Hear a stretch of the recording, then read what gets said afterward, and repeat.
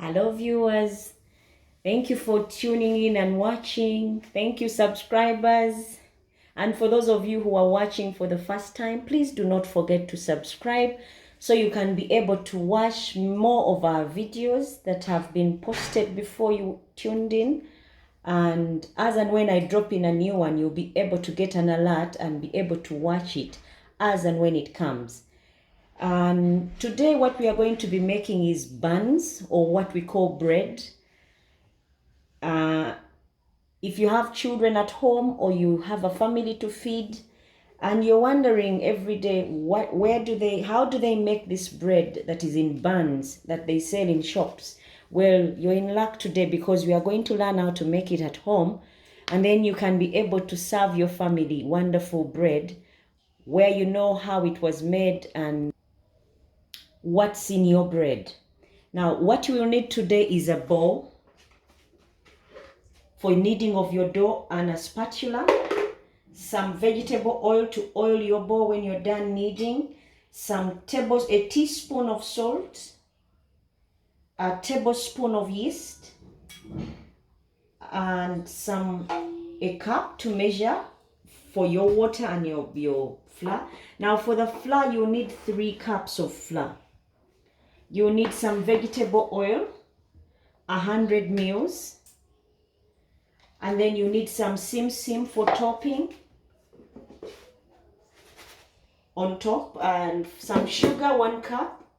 Now, like I said, for the cups, you do not have to worry or stress over which cup to use, because all you need is a cup. Whatever cup you have in the house will do. All you have to do is stick to the measurements. If it's 1 cup of sugar, use your cup and measure using your cup.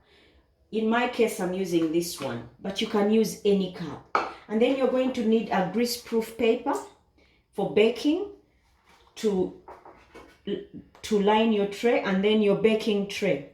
And that's all you need to start baking. Now let's start. But before you do anything, you put on your cooker so your oven can start being preheated.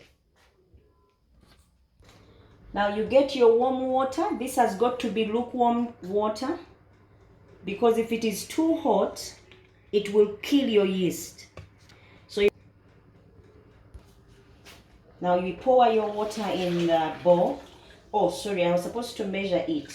Now remember, we said we stick to the measurements of the cup. It doesn't matter what cup. So you measure 1 cup of water. This is warm water. How you know it's warm enough? By putting your hands or fingers and seeing if it's not getting burnt, then it is good to go. Then you pour a tablespoon of yeast. Now don't mind my spoon. If you don't have this, you can use any tablespoon that you have in the house. Then you put a pinch of salt. This will help grow your yeast faster, so that instead of you waiting for 15 minutes for it to grow, it just grows quickly. Now how you know your yeast is still good is when you stir it and see bubbles. Have you seen my bubbles? That means my yeast is good. It has not died because of the water that I added. Now after doing that, you add the flour. Now these are 4 cups of flour, but I'll use 3 for now. And then the other one I will use to knead so that it stops sticking on my hands. If many times you've been wondering how bread is made, you'll never go back to the shops, because then you'll know how to make it at home and have it as and when you want it. And your family will be delighted to have bread.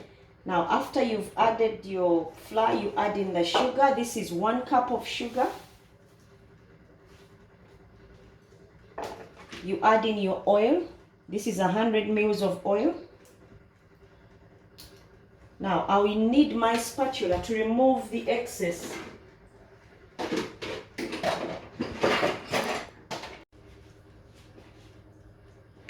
You get a softer spatula. I told you before, you need it at home, because this will help you to get around corners easily. Unlike the other spatula that I was using before, they all have their time of coming in.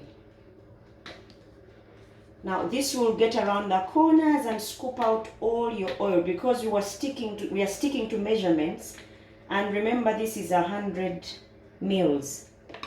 So once you've got it out, you get your hard spatula, then you add some salt. Many don't want to use it, but it's good as well. Then you mix. Now the reason I'm using a spatula, my hands will come in later. My hands will come in later. Now you mix your mixtures until it forms a dough, it sticks together.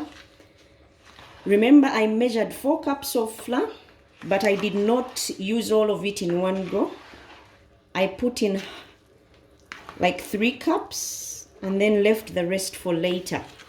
This will help me to get my dough off my hands when I start using my hands. Now bread is one thing you have to make using your hands. There is no way around it.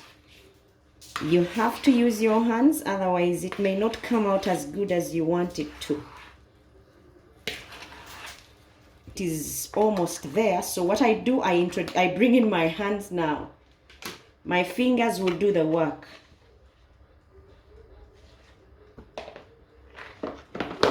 Then you knead to a point where you see it will not stick anymore.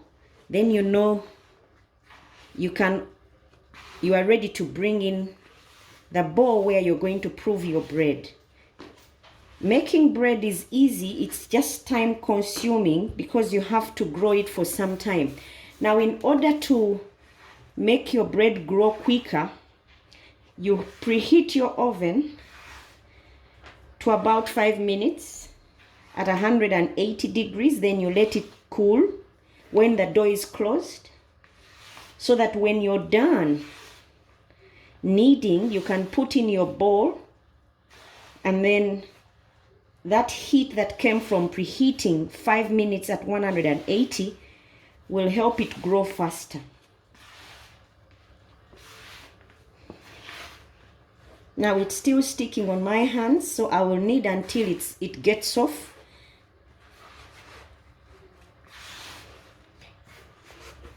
Now as you can see, it's ready, but I need to get off all the remains on my hands and then knead again until the flour in the bowl is off. And then I try and make it into a circular form that is easy to put in my oiled bowl to be proved.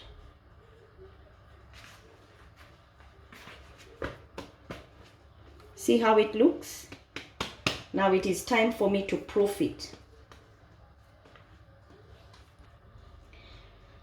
Now we are going to proof our bread.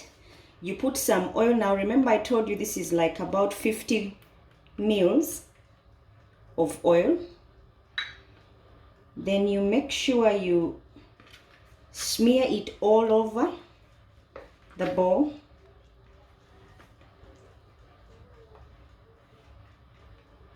So that this will help your bread, when it rises, to not stick on the edges. Then you get your kneaded bread. Now you get your kneaded dough, put it in the bowl, and then try and make it more circular. The oil in there will help it to be proofed. Now you get it and turn it so that on top is smooth. It makes it easy for it to grow. Now see how it would look? Now when you're done, you get something dark. It doesn't matter what, you cover something dark, because in order for bread to be proofed, it needs to be in a dark environment. So you cover it up like I'm going to do mine, and then you put it in a dark place or in the oven that you heated for 5 minutes. Now, if you don't have much, there is this, it's a black plastic bag. Either, because today I don't have the clear film, I will use that one because it's black and it will help my bread to grow. After you've covered it, you get a clean towel. This will help generate more heat. Then you put away in your oven. Now I already have my proved bread. Just to save time, this one was done before. I remove my black plastic bag. You see how it looks? It was halfway there, but to know that it has been proofed, it will be almost top. You see how it's filled up the bowl? Then you press it down and knead it in the bowl to absorb that oil that we put of 50 mils. See how I'm kneading it? Now, the reason I'm doing this is to get the oil that I rubbed on the edges off so it goes in the bread, and so that my bread comes out softer. Now, the secret to soft bread is the many times you press it. If you knead it for a short time, your bread will not be as soft inside and fluffy. So what you do, you press hard and absorb the edge oils and then go kneading in a clean area. Like now I'm going to use this work area to do my bread. So you clean your work area instead of using a pin and board. But if you have no work area, you can still use the pin and board. It's just that it would limit you in terms of space. You need a bigger workplace to be able to do it faster, because you preheated your oven in order so the oven doesn't consume a lot of your power. The faster you do this, the better. Now you can see my bowl is clean. There's no trace of oil. Then I start kneading my bread. This is how you get your hands dirty, but it will be worth it when you're eating. You powder your work area and then you knead. You can count up to 50. If it gets to 50 times, that should be good enough for your bread. And then you can be able to size it up for your tray and then be able to bake it. Now, because I kneaded it inside the bowl, it should not take long. I'm about to get to the 30 or 50 times that my bread needs. Sticking anywhere, it's just the powder, because it has been proofed and it's now more binded.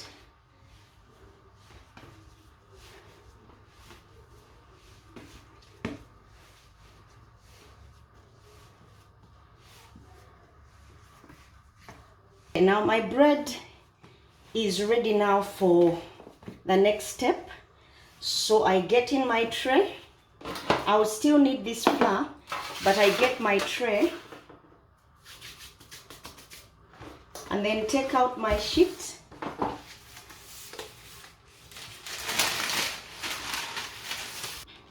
Now remember, I always tell you to have a pair of scissors. They are handy in the kitchen, and these should be dedicated for just your cookings and bakings. Now I bring in my scissors and measure off my sheet. Now this is the baking paper. I measure off the size of your you measure off to the size of your tray.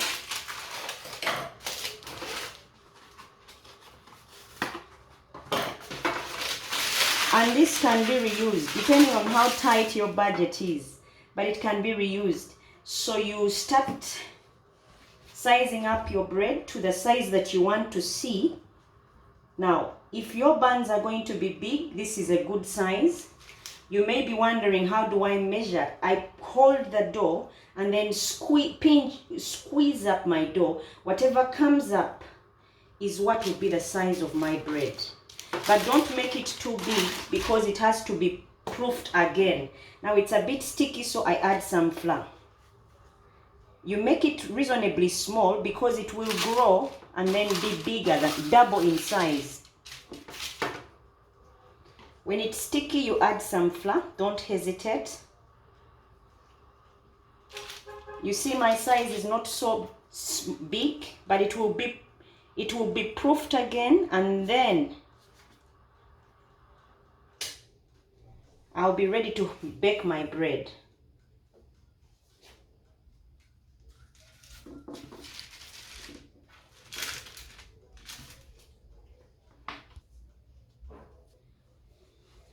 same way of making bread applies to loaves of bread. If you want to make a loaf, you, instead of cutting it up, you get your baking loaf tray and then just take off the size of the dough you want, but as long as it's not too big, because then it will be proofed and then it will spill over your tray.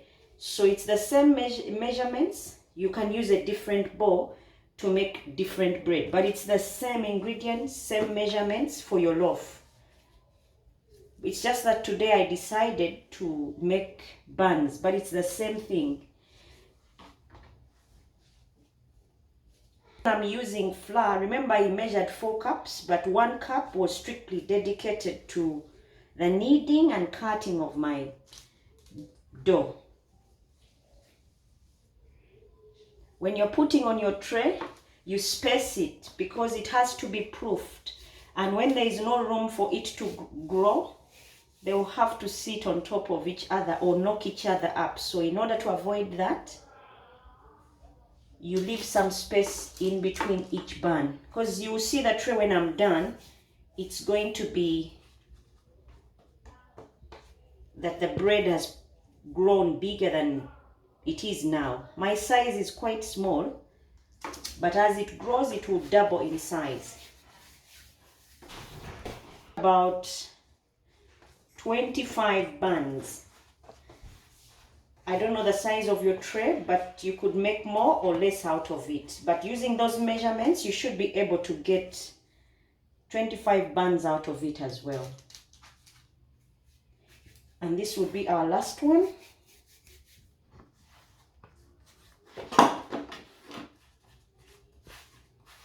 Now from here on, you kind of hurry because the bread will start growing if it's in a warm environment like it is now. Now after you've finished, you first of all clean up your area, make sure there is no spills, and continue from there. Now we've cleaned up our work area. It's time to whip up 1 egg. Yes, it's the egg. Just 1 will do. You whisk it up. And we are going to use this to brush on top of our bread. If you don't put the egg on your bread, it will not have that nice golden brown color that we need.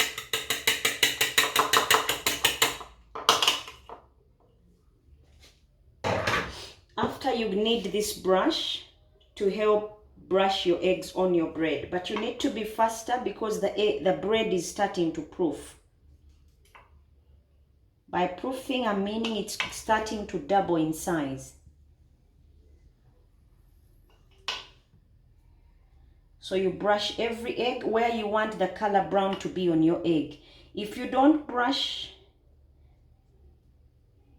areas that you don't brush will stay white, will still stay white. So you need that brown all over the top of your bun, so that you have appetizing bread at the end of the day. Not yet finished. Now we've finished egg brushing our bread.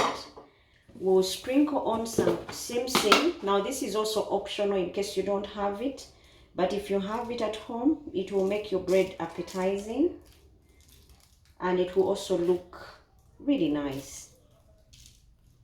Now this is about you making things at home that you would normally see in a shop and be like, our bakery, and want to make yourself or wonder how it's made, or you want more of. But if you make it at home, you will have as much as you want, having spent less money. Remember, we used 1 egg, some flour, a cup of sugar, a teaspoon of salt, a tablespoon of yeast, some simsim, some vegetable oil, and that was basically it. So this is something you can be charged highly from the shops, and yet you can make at home and enjoy. Now, after this, we proof our bread again. That's why many people don't like to do bread at home, because of the work that is put in there. Because you have to proof it a lot, many people don't want to do it that way. They would rather go to the shop. But if you don't mind and you have the time, you can do it at home and be able to enjoy your bread. It pays off when you see it's you who made it and no one else. Now, we proof it. Either you leave it on your work area and cover, or you just put in your preheated oven. Remember, I told you put it in for 5 minutes. Put on the oven for 5 minutes at 180. And then when you're done with all this, you put it in. It should be ready in about, it should have doubled in size in about 10 minutes. Then you will take it off from there. Now it's time for me to proof my bread. I've put it in the oven so that it can be in there for 10 minutes for proofing. I'll check on it later when it has doubled in size, then we can bake. Now, as you can see, our bread has been proofed and the size of the buns has doubled from the size we had made earlier. Now, I preheated my oven and I need to bake it at 20 degrees. Sorry, at 180 degrees, but for 20 minutes.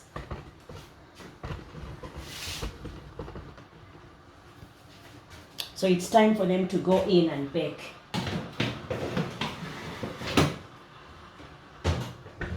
We'll check on them after 20 minutes or 18 minutes, depending on your oven.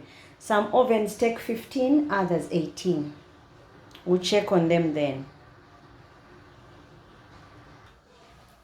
It's now time to take out our bread. It should be ready by now because the timer has gone off. Let's check and see how it looks. Wow, it already smells lovely. This is how our bread will look like. Now I'm going to take it and put it on a rack so that it can cool, and then you'll be able to see better. Now our bread is ready. As you can see, the buns are good to go. Now it's time to take them out of the tray to the rack. You need to have a rack where you cool your bread and be able to enjoy them when they are cooled down. Now it's time for me to move my bread and put it on the rack.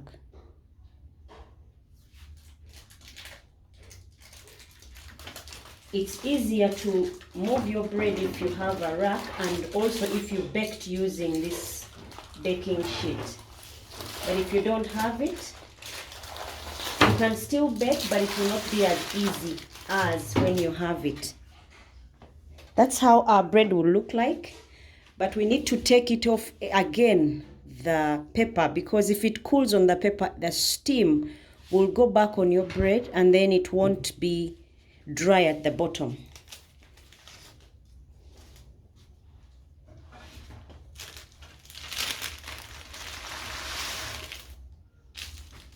It's hot, but not so hot.